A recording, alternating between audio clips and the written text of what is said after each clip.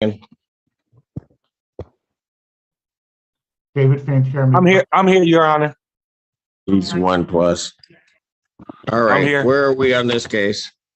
Well, last week, 2 weeks ago, Mr. Cunningham appeared and was supposed to make a payment.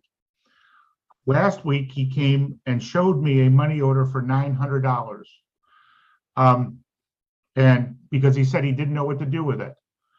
I told him to drop it off at 206 North Huron. He didn't do that. I called him Friday afternoon and said, when are you going to do that? He said, I'm waiting for a ride. He dropped something off last night at 6 o'clock. I haven't been able to verify what he did. I don't understand why he waited a week when he could have simply walked over there and put it in the drop slot on the door as I told him. I believe he showed up last night as somebody was leaving, but I don't have any way of verifying what he dropped off. All right, guys, welcome to today's video. This case starts with tension already in the room. A tenant is back in court, and the judge immediately questions why required payment wasn't handled the way it was ordered. The clerk explains delays, excuses, and a mysterious drop-off that can't be verified. From the very beginning, doubt hangs over the case, and the court is clearly losing patience with explanations that don't line up with actions. But I would like to proceed with the judgment because he simply. Mr. Cunningham? Yes. I remember the last time we were here, you were showing that to me. You were gonna take it over there. Yes, I did. My lights had got cut off, and it's just me in the house. So I had to cash one of the money orders to get my lights and stuff turned back on, deposit it back in my checking account to get my lights turned back on. That's why I was late trying to get the money back up to put in there. Okay. Now the money's in there. The money's in the drop box. I put it in there. I seen a guy. He said he was waiting on me when he left, and I was like, he was like, just put it in the drop box because that wasn't Mr. Cunningham. That wasn't their deal. You were supposed to get over there. I get what you're saying about your lights being cut off. I get all of that. That was not our deal. I understand, Your Honor. But I put in the money order. From here, the tenant tries to explain what went wrong.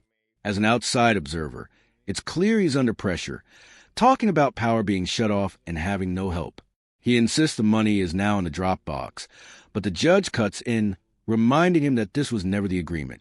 What stands out is a shift in tone. The court moves from listening to correcting, making it clear that personal hardship doesn't erase court orders.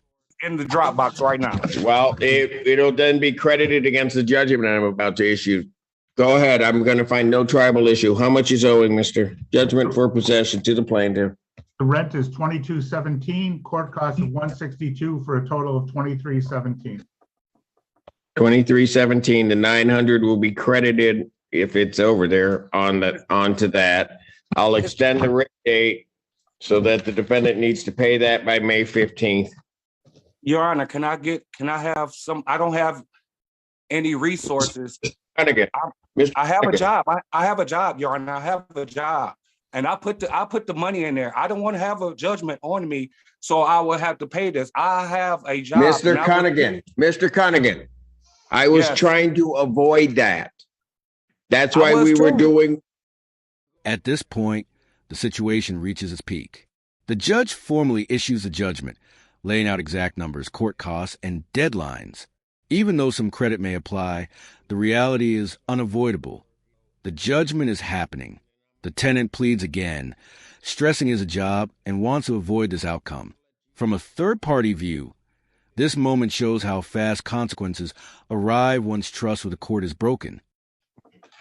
That's why we were doing what. Okay, if you want to talk, I'm going to let you go ahead and talk, and then I'm going to have my words. So you go ahead and tell me what you want to tell me. No, Your Honor, you go ahead and say what you got to say, Your Honor. I'm strictly on your time. So I told you what we needed to have happen last time, because then we could move ahead. You told me you were working. You told me all of those things, but then you decided to make your own priorities. I can't have people doing that because I'm getting the landlords to try to do some of these things. You got to carry your end of it. It Mr. didn't happen. I So I'm giving them the judgment. The judgment's going to be at a lower amount because if I wait till next week to take a judgment, it's going to be at a higher amount because it's going to include your May rent. I'm going to suggest that I'm going to suggest that you then talk to them. I've extended the time for you to talk to them. You lay out specifically how you're going to get this paid Yes, sir. and try to make sure that you can maintain your housing. But I've done everything I can do. David, can I call you on the phone? There's nothing I can do because So you the lawyer, and I don't want to talk to you, but sir. you've never done what we've talked about doing, so we'll talk. You know, I always pay. I want to talk to you on the phone, sir. Please, can I Don't talk to you on the phone? Call me Monday. Call me Monday. Monday? Yep. Okay, thank you. Red Shield Rental. In the final critical moment, the judge explains why there's no turning back. She points out that the tenant chose his own priorities instead of following the court's plan, leaving her no choice. Although extra time is granted to talk with the landlord, the ruling stands. The exchange ends quietly, with the weight of responsibility firmly placed on the tenant. Like the video, subscribe to the channel, and we'll see you in the next video.